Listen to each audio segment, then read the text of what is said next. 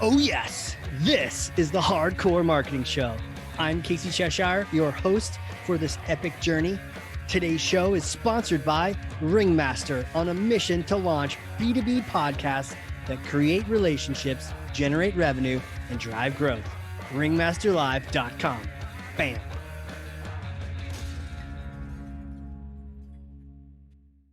There it is. The dogs are running. The deer are trampling through the woods. I'm excited. What's going on, Casey? Well, tell you what, I've got my coffee. I hope you have yours. I hope you're ready to get after it today and learn something and get excited because my guest is absolutely amazing. She is an inspirational leader, a marketing leader, and a thought leader. She has a real passion for brand. She has a real passion for performance. She's worked with brands like Disney and Toro and GE. Holy moly, Sonic. I see Sonic commercials everywhere, but there's just no Sonic to be found right now. So Sonic, if you hear this, bring it on up. Bring it up to New Hampshire. But man, all these amazing brands, what can we possibly learn from her? A lot. That's the answer. Founder and CEO of the Grow CMO, Brooke Janousek. Welcome to the show. Hi, thank you so much for having me. Man, you are busy. How do you even have time to be here right now? Oh my gosh. Well, I specifically carve out time on Thursdays for podcast recording. So I'm Podcast I'm Thursday. yeah, I'm doing better at setting boundaries. So that's we could talk about that later, but yes, I'm Okay, doing better noted. at that. Yeah, I need help with that one. So I'm gonna put boundaries down here in the notes. Yeah. So hey, it is a Thursday for those listening, and it's a Monday. Pretend like it's a Thursday for about an hour because we're gonna have fun today. And you know what? I want to pass you this thing. It's heavy. I know you work out. Here you go. Ugh. Okay. Thor's hammer. Go ahead and grab that. Hi. Oh, Yes, okay. I Yep, got it. you got it. Oh wow. One-handed grab of Thor's hammer. Ladies and gentlemen, very impressive strength here. So, Brooke, take Thor's hammer from me and smash some kind of marketing myth, a bogus strategy, a misconception. Set the record straight once and for all. All right, I am ready for this. The myth that I want to bust is that brand and performance marketing are mutually exclusive. I do not believe that to be the case at all. So I'll back it up just a little bit and I can give lots of examples, but I do want to say they both have distinct goals. They both have distinct KPIs, but a very successful marketing strategy incorporates both. Hmm. And there has been a lot of chatter lately about this dichotomy between the two. And some corporations even separate those. Like if you look at their marketing function, they'll have brand marketing as a department, and then their performance marketing is another department, which causes a lot of tension when it comes time for budgeting, let's say. So now they're both vying for the same piece of the budget, and they're also vying for some attention. And I really don't think those two should be pitted against each other. Where does this come from? Where does this originate? Why are we having these groups fight and compete for budgets and attention? And where does this come from? Yeah, that is a great question. And I feel like this did not happen overnight. I feel like this is something that has kind of almost like a slow drip that's just Hmm. kind of happened throughout the years. And now there's a light being shown on this little debate. And so I really want to give credit to a couple podcast hosts that I listen to as well, in addition to yours, Yeah. that have brought this topic up, and it really opened my eyes to it a couple years ago. And now I've just really started to ingrain myself in it. But I think Real quick, Brooke, which yeah, podcast? it is the CMO podcast by Jim Stengel. Oh, cool. And he has really started to talk about this a lot, and even wrote a paper or a white paper for Harvard Business Review on the subject. Wow. But one of the things that I think has happened is, and rightfully so, you have, as a marketer, you have the CFO and the CEO saying to you, okay, Brooke, what is, our return on investment? We gave you this much money to spend and we only saw this many leads. Why did we spend money here? Why aren't we spending it over here? And it's really easy on the performance marketing side to point to like hard numbers. I mean, Yeah. you can say, okay, we drove this many inquiries, we had this much of a conversion rate, this therefore is our, return on ad spend.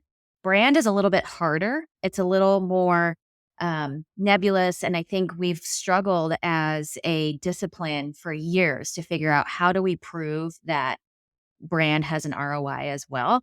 And I think that you can really tie the two together. And so I think it might be a product of just CEOs and CFOs saying, I need to see a return on, I need this to know that it's hitting my bottom line and we're getting a return on the investment. And therefore they started focusing more and swinging the pendulum and almost saying like, okay, why don't we split these two functions up? We understand they need to work together, but performance marketing is easier to track and therefore they're going to get a bigger piece of the pie. And how That's a do hypothesis. right. I don't Well, know that for sure. how can they work together if they seem to be like one's from Mars, one's from Venus, they speak different languages, one is impressions or not even, one is just brand and the other one is like Right. very mathematical. Right. So I firmly believe, and I have told my clients this, I have helped franchisees and others understand that a strong brand is going to only help your performance marketing. So if we go to the market, let's say, and we're trying to generate leads or generate interest, generate sales, and nobody knows who we are, it is going to be that much harder to get that conversion. Because not only now is our performance marketing trying to say who we are, what we do, and why you should buy from us. And that's like, those are three like very distinct messages that you're going to try and cram into 30 seconds or a quick banner ad or a quick, subject line in an email. And so I firmly believe that you have that foundation that you set with a brand, you are consistent with that, and you go to market with a consistent message over and over again, that's going to aid in the performance marketing. So, Sure. thinking about a full funnel approach, you don't just put all your eggs in the bottom of the funnel. You need to fill the funnel from top down and then also go from bottom up. And so I think they can work together that way. But then on the brand side, loyalty that we generate from building trust and relationships with our customers is going to aid in that performance marketing as well, and it will like help with the repeat customers and retention. So I really do think that they should and need to work together. On the flip side, performance marketing is going to generate those insights. Like you just mentioned, the hard numbers, the data, that's going to generate very quickly for us in some instances. We can do some quick A/B testing and get the data and give it back to the brand team and say, hey, this is what we learned. This message is not resonating, but this one is. Let's lean into this one a little bit more.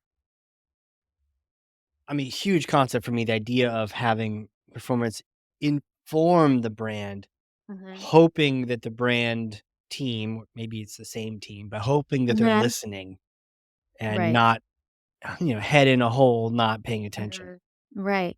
And it's you don't ever you just brought up a good point. Like we want them on the same team. They should be in the meeting saying, "Hey, this is the brand team should say this is what our brand message is. This is true to our promise and our values. Why are we going to market with something that's contradictory to that?" And then vice versa, performance can say, "Hey, like we're going to test these two things. This is what people are confused by this. We got a lot of questions from customers about this. Like, this isn't as clear as it needs to be." So I do think they should be talking to each other versus being in these silos, not understanding what the other one is doing. And I think brand gets a bad rap for being like brand cops and policing things Mm, and saying, oh, yeah. that's not on brand. But, and that is rightfully so their job. And I'm very passionate about branding in that way. But I do think that there's a place where both can coexist for a very strategic, comprehensive strategy. Makes you hope that the brand team is, ideally 80% promotion and growth and 20%, disciplinarian police officer kind of thing, right? Mhm. Like you're right. It's gotten that bad rap of being the traffic cop saying, you that's the old logo, right? But Mhm. what we really want is how can you help? How can you help inform me and help Mhm. me understand where I should target my ads to, target my Mhm. performance? Mhm.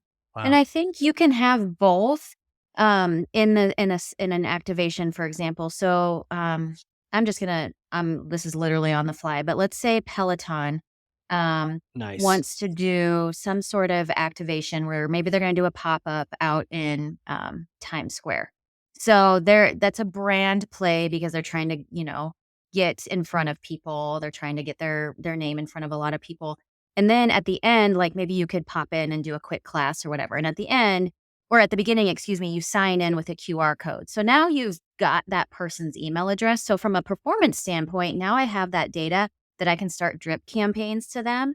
But I've also on the brand side created this experience where I got to Yeah. go experience a class and I got to, oh, okay, this is what everybody's talking about. I've heard about it, but like I haven't quite experienced it yet. And so I think that that's a great way to marry the two and a good example of how these two quote departments in the, or disciplines in the same department could be working together.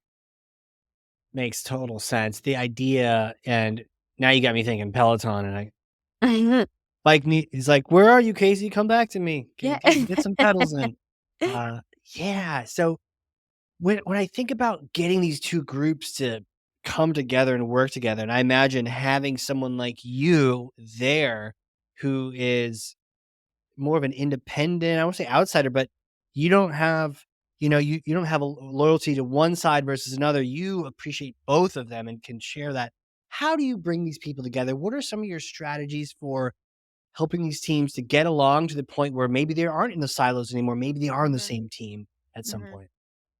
Uh, I will be honest with you. I don't think that the disparity is within the team. I think it's outside of marketing. So I think my job, and any, CMO or high level marketing executive, their job is to help people outside of the marketing department understand that these two need to work together. So going to the CEO, going to the CFO or the COO and saying, hey, like, I don't want to have this division within the teams. I don't want them, fighting for budget. Like we should be talking about how the strategy holistically works together. I'll give an example working with a client right now. It's, we're in October, so they've are well into planning for Does their 2024. name rhyme with just Us. kidding. No, I won't give it away, but it's a franchise, a franchisor that is planning for 2024, and we Nice. have to decide how much of the brand fund, which is what franchisees contribute to, is gonna be allocated to brand awareness and lead generation. So in this case, I still don't feel like it's we're fighting for the dollars. We're working together to say we need to fill the funnel because I want my dollars to go further at the bottom of the funnel. And the only way that's going to happen is if people know who we are. If a brand expands into a new market, say they're, okay, let's just use Sonic, for example. Sonic headquarters in Oklahoma City, Oklahoma. Everybody in the Midwest knew who Sonic was. They decide that they're gonna start expanding. Let's say they go to the East Coast. Yeah. Maybe some people haven't heard of Sonic. They can't just roll in there and expect Right. that they're gonna dominate, from, a hamburger or a happy hour, their happy hour perspective. Like, they've gotta educate the market on who Sonic is first. They've got to introduce them so that when they do send out their freestanding inserts or when they do online advertising, people are like, "Oh, yeah, I saw a commercial for that, like, that looks good," or "I understand who that is." You can't just roll in and just only do PPC and expect that people are gonna know, who you are. It's a great example because they literally we even started out this convo Yeah. by saying, like, Sonic has been advertising in New Mhm. Hampshire, those bastards, because I Yeah. get to see all these yummy things, and there's It's not a probably Sonic because to be they're found. coming into your market, Well, I hope honestly. that's, a foreshadowing of things to come because that'd be awesome. Yes. Yeah. Yeah, because they're priming the pump, which is what they should do. They shouldn't just roll in there and then just start, Right. doing all this bottom of the funnel stuff and have people expect, because even if you think about, again, at a franchisee level, they're contributing dollars in their local marketing. I want those dollars to go really far. If Yeah. these individuals are investing their life savings into their businesses, I don't want them to have a $300 cost per lead because nobody knows who they are. Right. Let's like make sure and get that cost per lead down because people are going to your site directly. They're not clicking Right. on the PPC ad because now they're like, "Oh, I already know who you are because I've seen your, Yeah, the XYZ Google YouTube tax. You can strategy." avoid the Google Yeah, tax. Yeah. yeah. Mhm. They're finding out about you from the community or a community, or they're referred to Yes, you, and yes, yeah. yeah. I once heard, someone call it the wall of sound. Like, you're just creating this, like, entire wall like, everywhere you go, like, "Oh, I saw them." online. I heard a radio ad. I saw them on TV. They're now, in-app advertising. Like, create this wall of sound so that it's just, I don't even know what the stat is anymore. Do we have to hear or see something 7 times before it sticks? Yeah, it's a It's large number, right? We yeah, have inundated with it. yeah, and that's a lot of branding and consistency, and I think a lot of CEOs are, and I can, absolutely relate to this, but are impatient. That's why I think, again, going back to your original question, how do you make them work together? It's getting buy-in from the top and saying, look, don't get me wrong. I understand that we have to generate leads. I understand that we need to get revenue. We need to close these leads, but also, like, there's a long play here that's going to pay off eventually. And branding is a longer strategy Right. that you just have to keep investing in and be consistent with. And all of a sudden, it's going to flip. We might have a 50-50, or excuse me, we might have like a 70-30 split on the budget right now where 70% is performance marketing. But my job is to get that flipped Mhm. so that we're spending less on the tactics, and our cost per lead goes down where people know who we are. They, ask for us by name. They go to us, directly online, and or they're referring. Right. And you're not having to pay the different places so that you can show up Right. because you own Right. the connection yourself before. Hmm. Yeah, there's so much to that. I was actually just having a conversation with, uh, a good friend, client, brilliant leader, and we were talking about a podcast. She's running a podcast, and her organization is asking, "Okay, so what are the stats?" And there's a mixture of brand stats and performance stats. There's some leads that are converting. There's some new customers out of it. That's very, black and white. We met them Hmm. here. But there's this other thing of like, how do you quantify 100,000, 200,000 impressions out in the world Hmm. tied back to this content you've created? It's like Hmm.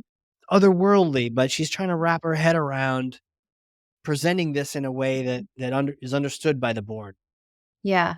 I think some of the best ways that I've seen people quantify brand sentiment or like their return on the branding investment is the net promoter score. Mm. So I'm not sure if you're familiar with it. A lot of Yeah. people just refer to it Yeah, as tell people about it. NPS. Yep. Yeah. So NPS score, there's several, Listen 360, I think Ask Nicely. There's a lot of software out there, but most of us have encountered this at least one time or another, where after a service or after an interaction with a company, we'll get a text message or an email that says, "How was your experience today at blah, blah, blah, blah?" And it's 1 through 10. So you just click the number and that goes off into the ether. Well, that's a net promoter score. So the idea is anything 8, 9, or 10 means you're going to be a promoter of that brand. And then I believe like 5, 6, 7, I forget what the middle is, but anything less than a 5 is a detractor. So that means you did something that they are like, that's detracting from your brand. They may not refer you to somebody ever again. And so you want a really high NPS score that, tells you if people are enjoying the customer service, they like the product. So I think you can really start to get some brand sentiment from an NPS score. And even if you don't want to use one of those softwares, just regularly get feedback from your customers. You can send out one question survey emails. I talk about this quite a bit on LinkedIn. I get lots of surveys that are just one question, and I love it. As a marketer, I'm like, okay, I know what you're doing, but I also want to participate because I want to help you. But you've made it very easy for me too, as well, to capture that sentiment. And I think there's a lot of misconception that market research has to be very expensive. That's another way to find out your brand's perception. Look at your attrition numbers. Like, are you losing customers? Okay, that's an indication something is going wrong. So let's find out why. Like, what is the perception of the brand? You might uncover something that you never even knew was an issue. You are a fellow marketing wizard slash marketing addict because I too will see a properly or improperly written email or some kind of campaign. And I am actually more likely to complete it if I just respect the hell out of the, like, that's what a great technique that was. Why, yes, in fact, I got a LinkedIn message saying, pick a number between 1 and 10. And of course, now we put this out there, everyone will do it. Pick a number between 1 and 10. I have a particularly fun question we can both answer based on whichever number you pick. And I was like, All right. All right, I'll play. Like, you got me. That's novel. You're not saying the same template that everyone else says. So Right. I'm like you. I do that. So tell me more about this one question survey. How can you Yeah. possibly squeeze it all into one question? Mhm. Well, I think it goes back to the business objective. So, you know, dissecting it a little bit, let's say we're just going to use a product development example. That's what's Mhm. top of mind for me. So maybe the product development team has an idea for something and they're like, "We have a pretty good hunch that this is going to go over well, but we just need to validate just a little bit." So they email the current customer base one question that is going to validate their hypothesis. So the example I have is I'm a consumer of a brand called Everyday Dose, and I wrote about this on LinkedIn a couple weeks ago. It is a coffee. It's a mushroom coffee, which sounds very weird, Yep. but it's very, very good. It tastes like coffee. It's all these great health benefits. I got an email that just said, "Brooke, take our one question survey." That was the subject line. I was like, "Sweet, I'm in. One question, you got me." And all it said was, "Do you use creamer in your coffee? Yes or no?" And I thought, okay, they are clearly trying to roll out a creamer product. And all they want to know is our current customer base ripe for purchasing this product? And so I posted about it on LinkedIn and tagged them. And then their marketing CMO messaged me privately and he said, "We are testing." He's like, "Would you want to, do you want to try a sample of it?" And I was like, "Absolutely." But I Send it just said, over. I applaud your effort. Yeah, applaud your effort because that didn't cost you anything now because you're surveying your current customer base and you're asking one question to validate a hypothesis. Like, we think that creamer is probably gonna be the next thing we're gonna roll out, but let's just make sure that our current customer base, who we don't have to educate who we are, we don't have to educate the quality because they already like it. We just need to say, "Hey, now we have this product." Like, they're going to the lowest hanging fruit, which I think is amazing. It's no different than asking, "How did you hear about us?" I love Yeah. that question. I love that question, and why is it so hard for people to ask it? I don't get it. No, and I also particularly like it when it's in an open format, right? You're not Mhm. forcing me to say one of 5 archaic choices that none of which fit, so I'm gonna pick one and it's gonna get improperly tagged, you know? It's like you just say, Mhm. "Where let me just write something down and then parse it out later," you know? But, like, Mhm. get the real answer. Right, right. So that I don't know if that answered your question, but that's probably my top of mind example on the one question. But you could also, from a brand sentiment standpoint, send a same email, same subject line, "Brooke, answer our one question. How does drinking everyday dose make you feel?" And they could give me 5 prompts, and then I could have a write-in, to your point.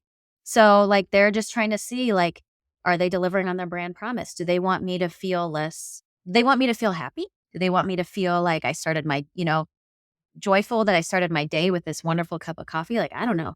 If they're listening, you might want to send that survey because Shout I'll give out you some and info. some free samples. Let's go. Yep. I like a good mushroom now and then, and, never drank one, but I'm down for it. Don't knock Um, it till you tried it. uh, yeah, see, the creamer question was interesting. How did you know that it was a product dev solicitation? Like, what was the connection for you? I honestly, I think it's just because I'm a nerd when it comes to marketing. I was Sure. like, Yeah. they're testing something. Like, that's you get surveys for a reason. People are trying Right. to get a consumer insight about something. So to me, it was like they are probably pretty far down this path. And again, they're just trying to validate it with the current customer base. We don't have to go through this whole, "Do you know what mushroom coffee is? Would you drink coffee made out of mushrooms?" Like, they don't have to do all of that because they've already Mhm. done that clearly pre-launch. Now it's like we're just trying to like diversify our revenue stream and put out more products. So, um, it was just a hunch I had, like I said, probably because I'm a marketing nerd, Yeah, and it was just nerd, but also doing it too, and you've practiced that technique yourself, you've created those surveys. I just still think it's impressive to boil something down into one question. I Mhm. frankly that's, like, one of my takeaways from this episode too, is just it doesn't have to be overcomplicated, right? It doesn't have No. just but boiling it down takes a little bit of genius. But what is that Mhm. one question that can help inform you to take the Yeah. next step? And again, getting crystal clear on what are we trying to achieve? Like, what's our business Yes. objective or what's the marketing objective? And then you can say, all right, what's the one question we need to ask to either validate a product launch or to even like name a product? Like maybe you're debating between two names or Sure. just give them a statement to say, how does this statement make you feel? There's a lot that you can do. And again, asking your current customer base is a great way because they're already loyal and to the point of having a strong brand. You don't have to educate them about who you are and why they like you. Yeah, you can skip all those questions, get right to the good stuff. So, talk to me about these. Do you see this as a change that is happening or should be happening? Where do you see the future transitioning to? What kind of changes are you excited about? As it pertains to brand and performance marketing or just in general? Yeah, both. Um, Tell us the future. okay, so tell you the future. I think eh, content is going to continue to rule what we do. And someone else asked me one time what I thought was like a trend right now in marketing. And I said, I'm not going to call this a trend, but what I am going to say is if you're not leaning into content, you are like severely behind the eight ball. Yeah. And what I mean by that is user generated content or your branded content. But consumers are so savvy now. We can sniff it out a mile away if we're being sold something. And so at the end of the day, like be authentic and get somebody that is using your product to, be an advocate for it. Like right now, let's go back to what we were just talking about. Like Everyday Dose, I'm not an influencer for them. They don't know me from Adam, but maybe 5 people listening to this are going to go get it. That would be great for them. Like they just got like free advertising on a podcast. But it's because I'm passionate about it. I believe in it. I've been authentic about it. And that's what people want to buy from people. And that's great content. So we're producing content right now. It's why you created a podcast, right? Right. Like you want people to hear your message or hear the message of others. And so content is going to continue to drive everything that we do from a marketing, a branding perspective. I have no doubts that that's going to continue. And we've seen it explode from a video content perspective. There's a lot of debates right now about AI taking over and taking away jobs. I don't believe that. I believe it's a tool that's going to assist us to continue to create more content. Like, great to give you prompts. You should still write it, Yeah. but you can get your prompts from that. So, if I were, predicting the future, I'm going to say content is here to stay and it's only going to and should get more of your attention and more of your budget. Um, I was just on a call yesterday actually helping a new brand launch, and we were really diving into the brand promise and the position, and it just sort of morphed into this lovely discussion about how that can become or how we can articulate the brand. And it was all content ideas like, oh, Cool. we could interview this person, or oh, we could create a series about this. So it's really cool how that foundational piece of the brand development just lends itself very nicely to the types of content that you can create to bring it to life. Do you have a favorite content type right now? Um, Either to create or to consume? I'm consuming TikToks like crazy. I find them entertaining, informational. I also will caveat I take it with a grain of salt. I know that, these are just everyday Joes mostly making content. Who knows where they got their information from? But it does give me a peek under the curtain of like vernacular that people are using and different I don't know, different trends. Like I feel like as a marketer, I need to kind of stay up on top of that and see like what is resonating. And like you can see how many views are on different TikToks. I'm like, okay, for whatever reason, people are responding to this. So I watch it and try and dissect. Is it because it's entertaining? Is this person super relatable? Or is it just like the topic that they're talking about? Right. So TikToks and Reels I consume like crazy. And then on LinkedIn, I'm reading all of the articles that appear in the news section on the right-hand side. And then I am a podcast junkie. I listen to podcasts all the time. I can't get enough podcasts. It's something about it. Is any particular kind of podcast you like listening to? The interview, the narrative, the what kind? I'm gonna say a very unpopular opinion right now, but I do not like the true crime podcasts, Sure. and I don't know, like, where that ranks in the genres, but I love interview style. I love listening to an interview style. Um, I listen to a lot that are in my industry, obviously, I listen to a lot of marketing ones, but then just for pure entertainment, I listen to Smartless, which is Jason Bateman, Sean Hayes, and Will Arnett. That one has been just a kind of a breath of fresh air for me. Every Monday, I start out with that one. But, I find this it's interesting because I'm a big proponent of storytelling, but for some reason, just like with audiobooks, I can't listen to a podcast that's like a story. I can't listen to an audiobook. It definitely lulls me to sleep. I like the interviews because it keeps me engaged. I like Right. the question answer back and forth. Back and forth, back and forth. And if it's a good host and a good guest, it Mhm. keeps things moving. You're excited. You're going, "What's going on?" Totally, totally. Absolutely. So really, my next question is like, who are you? Like, how do you know all these things? Can you take me back in time? Little Brooke days, did you know you're going to be a marketing leader working with all these amazing brands that you probably saw as like logos as a kid? Like, take me back in time. What was it like?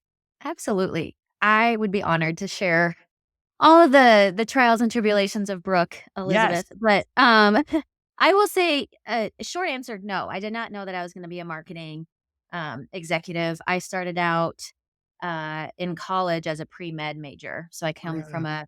a family all the women in my family were in medicine of some sort, nurses, doctors, working in medical records, and so I thought, "Oh, this is just what we do," and, a D in chemistry told me, "This is not what you do, Brooke."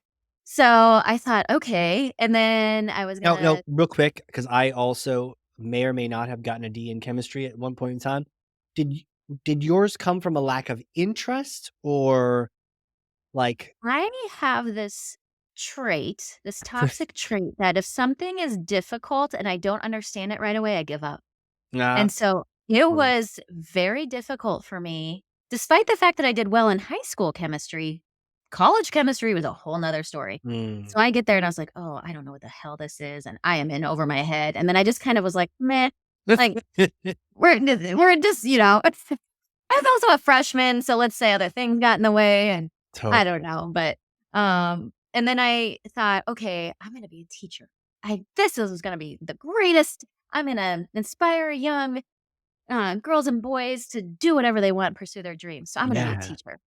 So I was in the elementary education for a year, Okay. and the 2nd semester of that, I had to go into the classroom, and every day I came home and I was like, "Oh my god." And I would, like, pull my hair out. I'm like, "This is a nightmare. I do not wanna do this." What grades do you remember? Oh, I was a 3rd grade I did a practicum in a 3rd grade Ooh. classroom. So, I was like, "Okay, this is a red flag, like, I do not wanna do this." So, I walked into an advisor's office, and her name is Nancy Mitchell. Shout out to Nancy Mitchell from the University of Nebraska College of Journalism. Hell yeah, Walked Nancy. into her I walked into her office and I said, "I don't know what I wanna do. I really don't know what I wanna do." And so she started asking she was curious. She's just like, "What do you like to do? What, you know, makes you feel alive?" And I said, "Well, I think I'm creative. I like to be creative. I like to write." And she like, "Do you want to be a journalist?" I said, "I don't think so." And she's like, "Well," and so she was kind of, I think in her head, probably she was going through the majors within the J school. And she Sure. goes, "What about advertising?" No, and I kind of sat up in my chair and I was like, "Well, tell me more about that." And so we just started talking and I said, "Well, that sounds exciting. Like I think I would like to do that." So that's really how I got into it. So then junior year, I started my major as an advertising major in the College of Journalism, graduated with a Bachelor of Journalism, majored in advertising, and then I immediately went to grad school and got my Master's of Arts in Marketing, Communications, and Advertising. Wow. So with all of that, plus I would say in my 25 years of experience, I have pretty even split between ad agencies and working in-house. I've just Sure. been exposed to so many different clients and industries and, launching apps and advertising on Facebook for the first time and developing websites and coming up with a go-to-market strategy. Like you just get exposed to so many things. Launching a franchise, like it's crazy. So like I said, or even like 3rd grade Brooke, I think, wanted to be a meteorologist. So, like, it's Okay. very I Do you wanna definitely did tell not us about the weather right now behind you? yeah, it's very hot in Texas right now, I'll just say that. But yeah, that's kind of how this all came to be. Man, shout out to Nancy because, you could have easily been but also to you for recognizing the red flags because I think sometimes we finish those elementary education degrees and, Mhm. or And then God you're like, forbid, it's like a law degree and you find out you hate being a lawyer after "Right." or if you had gone to med school, right? Only to realize you really don't like it. Mhm. Man, I would be stuck. So you saw the signs and Nancy opened your eyes. Yes, she did, and I give her a lot of credit for that, and I did have to go to summer school. I took a full, like, 15 hours, 2 summers in a row to get caught up. So Sure. I only graduated, like, a half a year later than, quote, "you should." Mhm. But changing those majors didn't set me back too much because a lot of the prerequisites are the same. Yeah. Yeah, So, totally. Man, and then off to marketing land, jeez. Uh, yeah. Real quick question came up to me earlier. You mentioned all different kinds of industries and all different do you have a favorite and a least favorite industry? Mhm.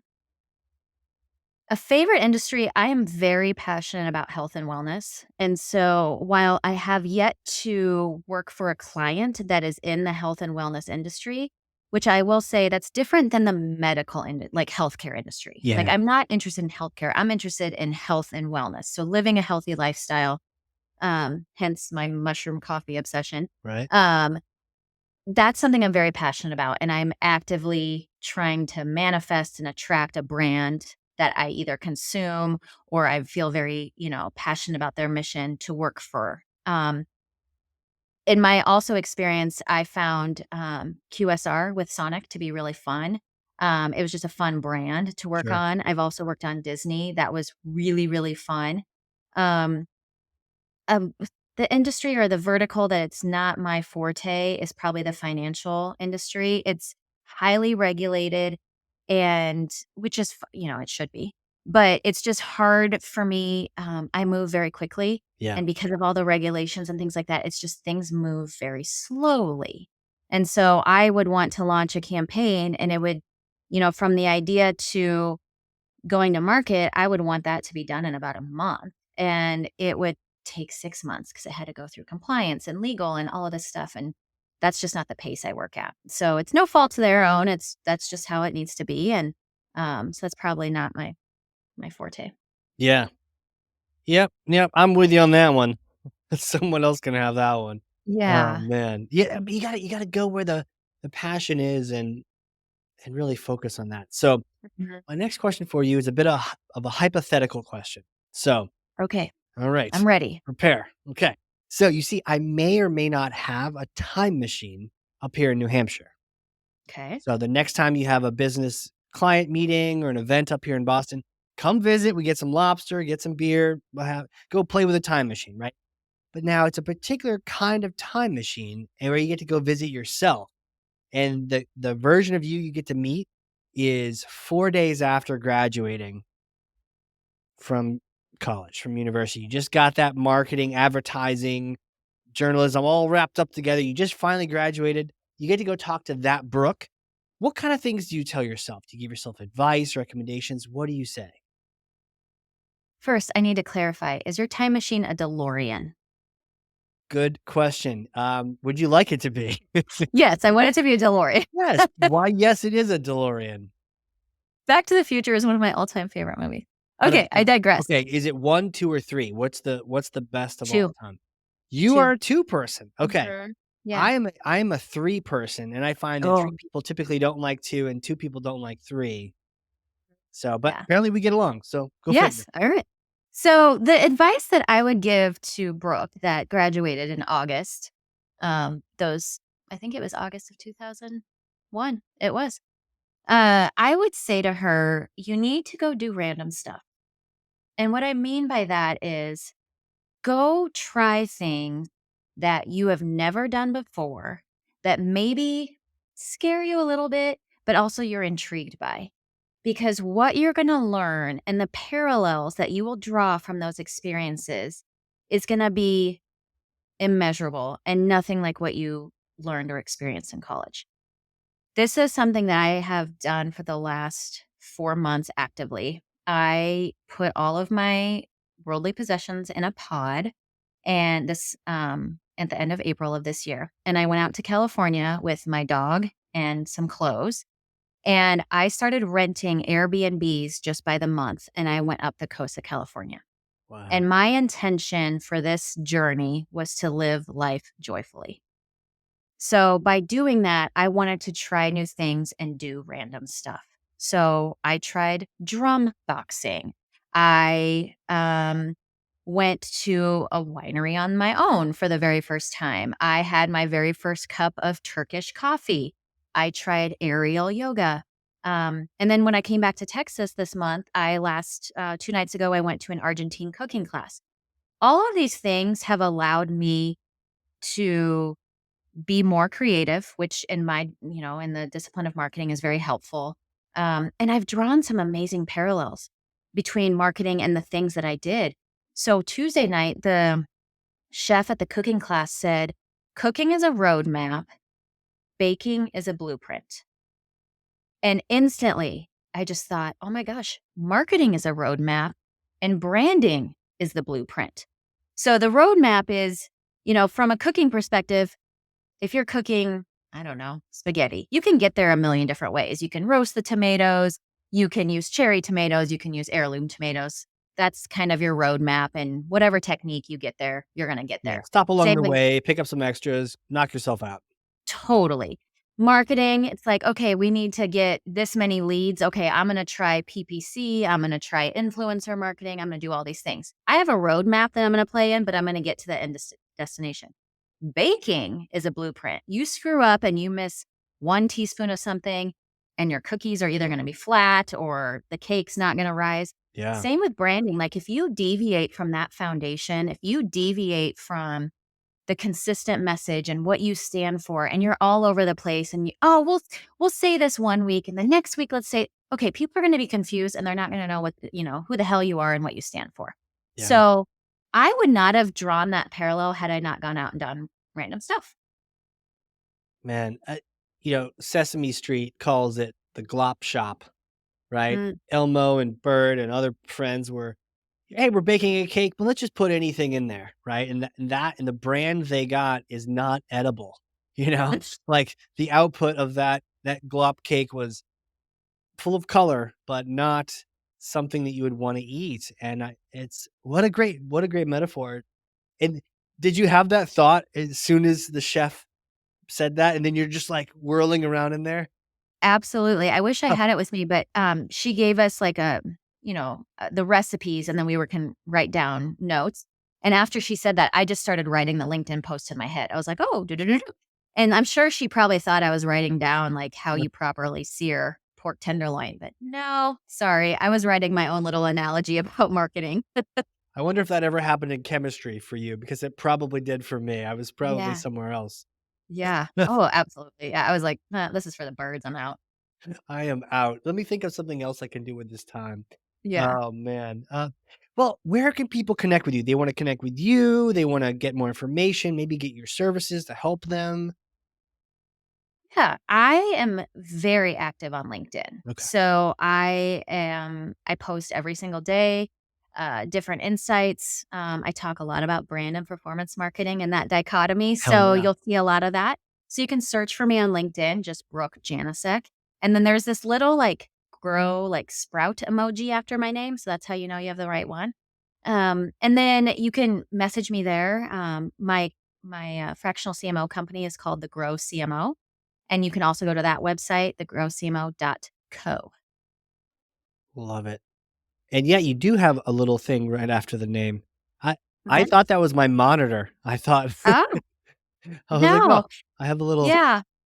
It's part of the brand. So the Grow CMO, because I love to help businesses grow. I also like to help individuals grow That's through great. personal or professional development. And then at the end of every LinkedIn post, I say, let's grow. And I use that little emoji.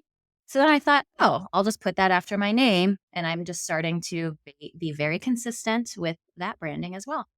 On brand. That's totally On on brand. brand. I love that. Yeah. I've got a Yeah. Thank you. microphone after me. There Um, you go. See? yeah, and I love your sprout. Totally. Yeah. Life's too short not to have an emoji in your LinkedIn Yeah. name. I mean, Agreed. come on. Brooke, this has been awesome. Thank you so much for coming on here, sharing your knowledge, your experiences, your fun stories, commiserating with me about chemistry, but also about how awesome it can be to cook marketing. Yes. I have had a blast. Thank you for having me. And for those listening, if you've learned something, and I know you have, because I literally have 2 pages of notes over here, front and back. I'm in the margins, right? So I've learned something. And if you have, share this with one person, 3 people, throw it on LinkedIn, but don't just put the content, like share what you got from it, your takeaways. Tag us, tag myself, tag Brooke. We'll hop in there, we'll have a little conversation. But that's thought leadership. That's how you grow. And that's how we all make this thing happen. So again, Brooke, thank you so much for being on here. Thank you. All right, everyone. This has been a crazy cool episode of the Hardcore Marketing Show. We will see you all next time.